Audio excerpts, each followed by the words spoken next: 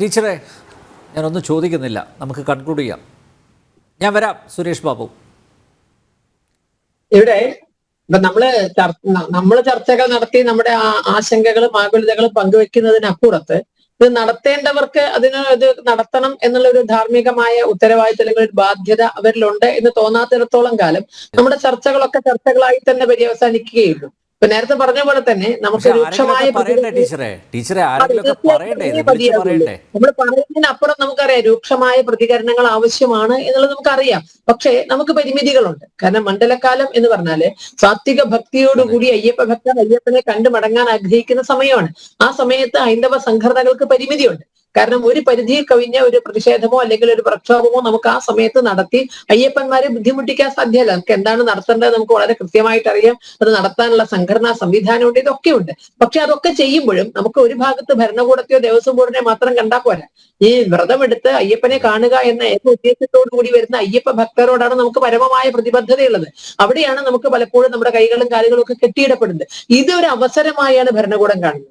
കാരണം ഇത് എന്തൊക്കെ പറഞ്ഞാലും ഇവരൊന്നുകിൽ നാമം ജപിക്കുകയോ അതും അല്ലെങ്കിൽ കേവലം പ്രതികരണങ്ങൾ ഒതുക്കുകയോ ചെയ്യുകയുള്ളൂ, അല്ലെങ്കിൽ കോടതിയിൽ പോവുകയോ അതിനപ്പുറത്തേക്ക് ചെയ്യില്ല എന്നൊരു വളരെ അത്തരത്തിലൊരു അമിതമായ ഇത് വെച്ചുകൊണ്ടാണ് ഭരണകൂടം ഈ അയ്യപ്പ ഭക്തന്മാരെ ബുദ്ധിമുട്ടിക്കുന്നത്.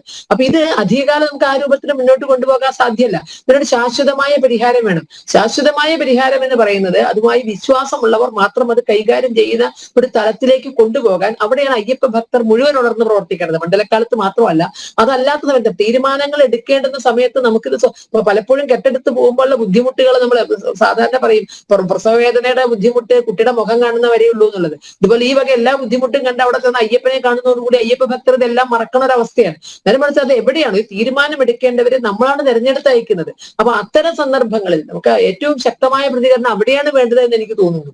ഇതിനെയൊക്കെ ഭംഗിയായി നടത്തിക്കൊണ്ട് പോകാൻ കഴിയാത്തവർ നമ്മുടെ മുന്നിലേക്ക് വന്നുകൊണ്ട് ഭക്തരായി അഭിനയിക്കുന്ന ഒരു സാഹചര്യം ഒരിക്കലും ഉണ്ടാകരുത്.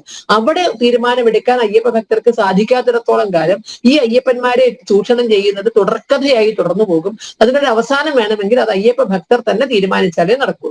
ഓക്കെ, അഡ്വക്കേറ്റ് സുരേഷ് ബാബു പെട്ടെന്ന്.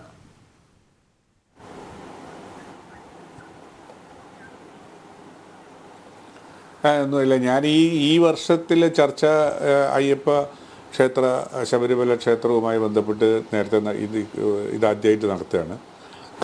കഴിഞ്ഞ വർഷത്തെ ചർച്ചയിൽ ഞാൻ പറഞ്ഞിട്ടുണ്ട്.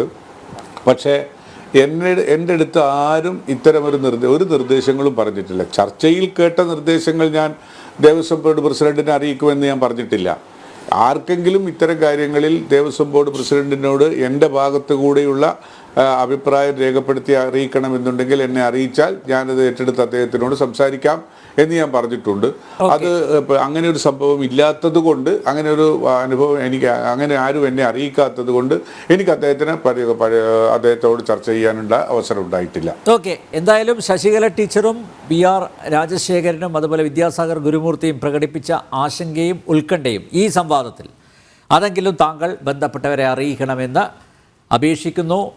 ഈ തീർത്ഥാടന കാലം സുഗമമാക്കാൻ ദേവസ്വം ബോർഡും അതുപോലെ സർക്കാരും വളരെ ക്രിയാത്മകമായി പ്രവർത്തിക്കും എന്ന പ്രതീക്ഷയോടുകൂടി ജനം ഡിബേറ്റ് ഇവിടെ അവസാനിപ്പിക്കുന്നു.